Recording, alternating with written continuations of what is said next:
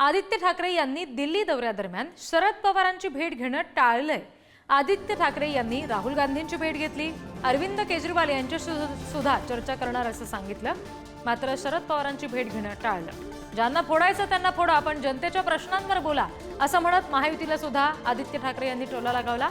एकनाथ शिंदे यांना पुरस्कार देण्यास विरोध नाही, पण महादजी शिंदेंच्या नावानं द्यायला आक्षेप आहे असं संजय राऊत म्हणाले।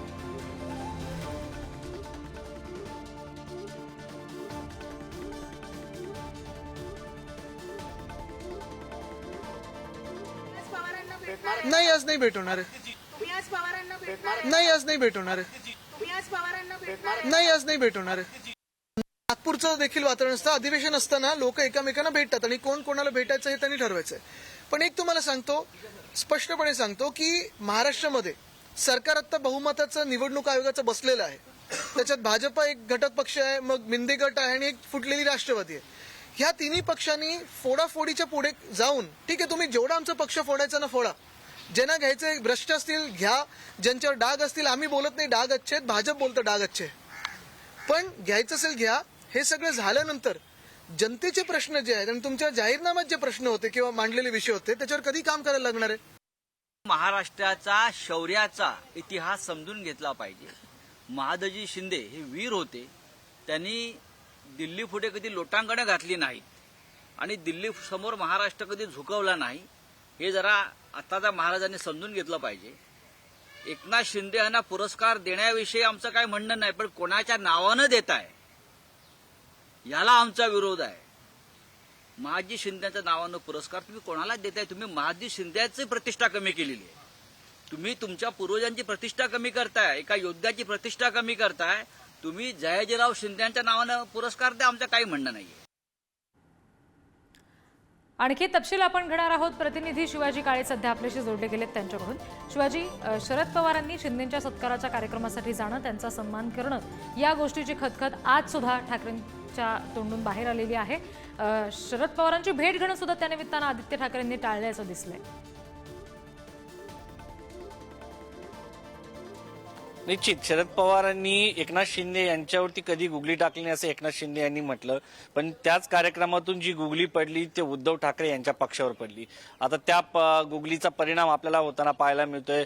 कालची संजय राऊत यांची पत्रकार परिषद, आजची आदित्य ठाकरे यांची पत्रकार परिषद, आणि दिल्लीमध्ये येऊन आदित्य ठाकरे यांनी राहुल गांधी, अरविंद केजरीवाल यांच्यासह इतर पक्षांच्या नेत्यांच्या गाठीभेटीचा सिलसिला सुरू केलेला असताना शरद पवार यांची भेट घेणं टाळल्याचं पाहायला मिळतंय। त्यांना या संदर्भात जेव्हा प्रश्न विचारण्यात आला त्यांनी स्पष्टपणे सांगितलं की या ठिकाणी भेट होणार नाहीये। तर एकंदरीत जर पाहिलं तर कुठेतरी वणवा जो आहे राजकीय तो पेटताना पाहायला मिळतोय आणि शरद पवार यांनी जी गुगली टाकलेली आहे त्याचा परिणाम आता उद्धव ठाकरे यांच्या पक्षावर होताना पाहायला मिळतोय। दोन ठिकाणी सगळ्यात महत्वाचे म्हणजे उद्धव ठाकरे यांच्या पक्षाला एकीकडे पक्षातले खासदार जे आहेत ते सोबत ठेवण्याचं मोठं आव्हान असणार आहे।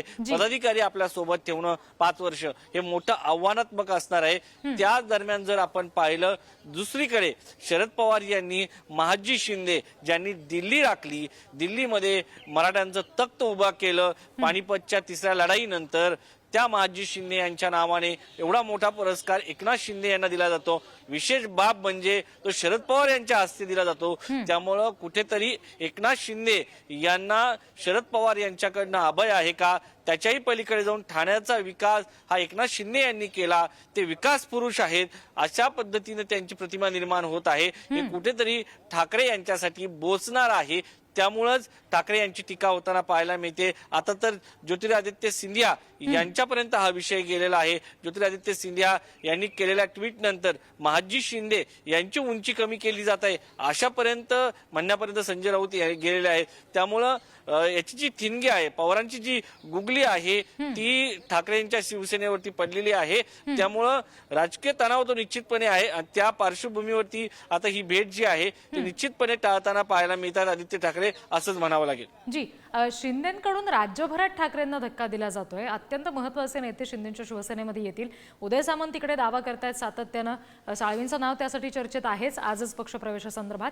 या सगळ्या बाबी घडत असताना शरद पवारांनी या सगळ्या बाबींची जाणीव असूनही शिंदेंच्या कार्यक्रमासाठी जाणं, त्यांचा सन्मान करणं कुठेतरी महाविकास आघाडीत जी अंतर्गत फूट पडायची सुरुवात झाली होती त्याच्यातलं हे पहिलं पाऊल म्हणायचं का?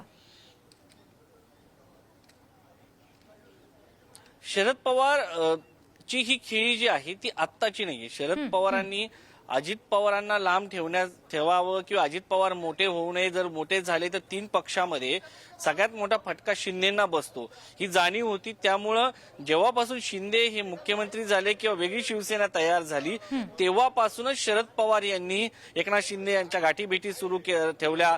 त्याचबरोबर पक्षासाठी जी रसद मिळणं गरजेचं होतं ते देखील एकनाथ शिंदे यांच्या मार्फत सुरू ठेवलं. त्यांची पक्षाची कामं जी आहेत ते एकनाथ शिंदे मार्फत केली जात होती. कारण एकनाथ शिंदे यांनाही माहिती होतं की शरद पवार यांनी जर या सगळ्याच्यामध्ये जर आपल्याला साथ दिली नाही तर ती प्रतिमा जी आहे शिंदेची ती कुठेतरी जी निर्माण होणारी प्रतिमा होती एक जनसामान्यांचा नेता म्हणून ती निश्चितपणे छेद देणारी ठरली असती. मात्र शरद पवार यांची सातत्यानं पहिल्यापासूनची भूमिका जी होती ती एकनाथ शिंदे यांचं नेतृत्व मान्य करणारी होती असं जर म्हटलं तर वावगं ठरणार नाही. आणि त्यामुळं कुठेतरी आपण जर पाहिलं तर अजित पवार यांना लोकसभा निवडणुकीमध्ये याचा सगळ्यात मोठा फटका बसला. सुप्रिया सुळे यांच्या मतदारसंघामध्ये निधीचा प्रश्न असो किंवा इतर राष्ट्रवादीचे प्रश्न असो हे एकनाथ शिंदे यांच्या मार्फत सोडवले जात होते. एकनाथ शिंदे सर्वांचे आहेत असं देखील त्यावेळेस म्हटलं जात होतं. तर एकंदरीत जर पाहिलं तर शरद पवार यांनी एकनाथ शिंदे यांच्या सोबत काही गोष्टी ज्या आहेत त्या समजून घेऊन राजकारण केल्याचं आपल्याला पाहायला मिळतं.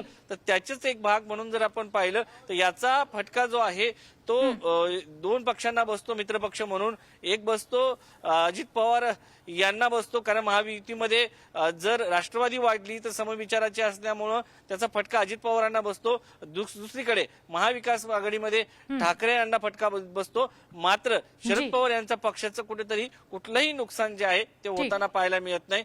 त्यामुळे शरद पवार यांनी ही समजूतदारपणाची भूमिका घेत शिंदे यांच्यासोबत सातत्यानं समजूतदारपणाची भूमिका घेतल्याचं आपल्याला पाहायला मिळतं. अगदी शिवाजी, धन्यवाद या सगळ्या सविस्तर विश्लेषणासाठी.